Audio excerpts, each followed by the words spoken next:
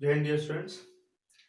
आज हम लोग पढ़ेंगे केमिस्ट्री की एनसीईआरटी बुक की थर्ड चैप्टर क्लास 9th की atoms and molecules. Atoms and molecules. तो सबसे पहली बात तो आती है कि व्हाट इज एटम। एटम क्या चीज है? एटम है क्या? ये वर्ड तो नया नहीं है। एटम बॉम्ब, ठीक है, या एटॉमिक स्ट्रक्चर या एटॉमिक नेचर। अभी तो चाइना का जो न्यूज आ रहा है टेलीविजन में, उसमें भी आपने कभी सुना होगा एटॉमिक रिएक्टर या एटॉमिक वर्ड शुरू होगा या एटॉमिक वेपन के नाम पे सुना होगा, या हिरोशिमा नागासाकी का जो कहानी है वो आपको पता होगी, जिसमें एटॉमिक वर्ड यूज होता है। तो ये एटम है क्या चीज?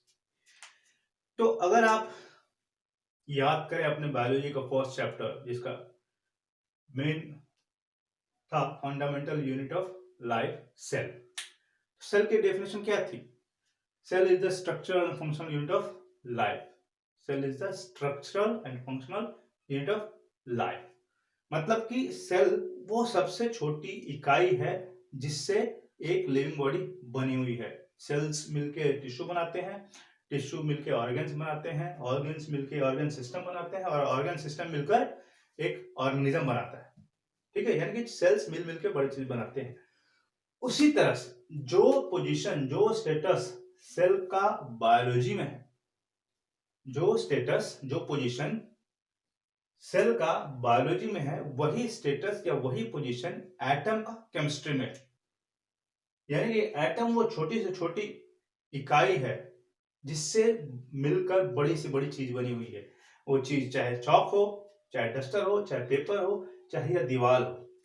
अब इस दीवार की अगर बात करें, ये तो प्लास्टर्ड दीवार है। अगर एक आप नॉन प्लास्टर्ड दीवार देखें तो ईंटों का बना हुआ है, 1 2 3 ऐसे करके, ईंट के ऊपर ईंट के ऊपर ईंट के ऊपर ईंट। ठीक है, कई ईंट मिलकर एक दीवार बनाते हैं, कई दीवार मिलकर एक कमरा बनाते हैं, कई कमरे मिलकर एक घर बनाते हैं, एक मकान बनाते हैं। तो atoms are the structural unit of a substance. कह सकते हैं atoms are the structural unit of a substance. हर चीज की, ये चीज चाहे कितनी भी छोटी हो, चाहे कितनी भी बड़ी हो, एटम की बनी हुई है, और हर चीज की अलग अलग अपनी एटम होती है।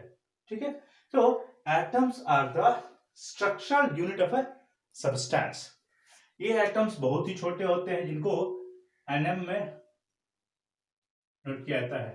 इनका नापने का जो यूनिट है वो नैनोमीटर है। ठीक है, नैनोमीटर मीन्स 10⁻⁻⁹ इसको नैनोमीटर कहते हैं। ठीक है, अब एटम जो है, ये एटम्स ही हैं जो अलग अलग कंपाउंड या अलग अलग एलिमेंट्स को इराइज करते हैं। एक टाइप के एटम्स जो होते हैं वह एक एलिमेंट बनाते हैं।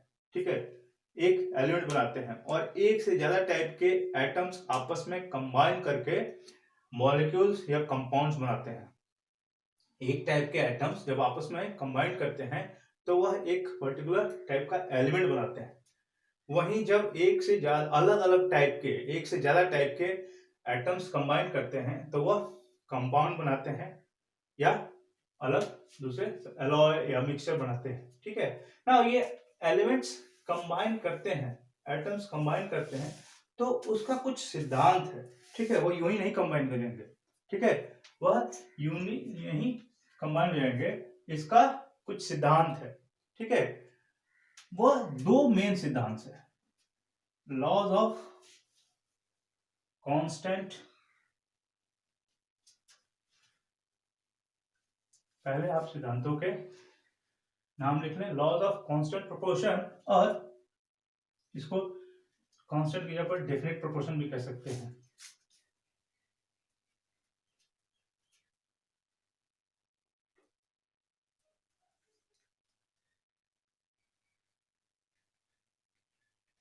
और laws of conservation of mass. कोई भी केमिकल कॉम्बिनेशन होती है, यानी कि अब हम फर्स्ट और सेकंड चैप्टर कंप्लीट कर चुके हैं, इसलिए हम थोड़ा सा एडवांस लैंग्वेज में ही बात करेंगे। नाउ केमिकल कॉम्बिनेशन, कहीं भी केमिकल कॉम्बिनेशन होगी तो ये जो दो सिद्धांत हैं वह वहां मौजूद होंगे और इन्हीं सिद्धांतों के आधार पे ही कोई भी कॉम्बिनेशन होगा। इन सिद्धांतों से हट के अगर कोई कॉम्बिनेशन हो रहा है तो या तो वो कॉम्बिनेशन पॉसिबल ही नहीं है, या अगर कंबाइन हो रहा है तो केमिकल कॉम्बिनेशन नहीं है। ठीक है, जैसे कि आप सड़क पर चल रहे हैं तो आप अगर किसी गाड़ी को चला रहे हैं तो आपके पास उसकी वैलिड लाइसेंस होनी चाहिए, आप उसको चलाने के लिए ऑथराइज होना चाहिए, यानी आपकी उम्र होनी चाहिए, और उसके जो पैरामीटर्स हैं, अगर बाइक चला रहे हैं, टू व्हीलर चला रहे हैं तो आपके जूते होने चाहिए, हेलमेट होना चाहिए, ये सब। अगर फोर व्हीलर है तो सेफ्टी बेल्ट होनी चाहिए इत्यादि, लाइसेंस के अलावा। तो अगर आप इन चीजों को फॉलो नहीं कर रहे हैं तो आप रूल्स का वायोलेशन कर रहे हैं और पकड़े गए तो आपको दंडित होना पड़ेगा। तो यहाँ तो दंडित वाली बात नहीं है, लेकिन यहाँ अगर इस रूल को फॉलो नहीं किया गया तो केमिकल कॉम्बिनेशन होगा ही नहीं। ठीक है।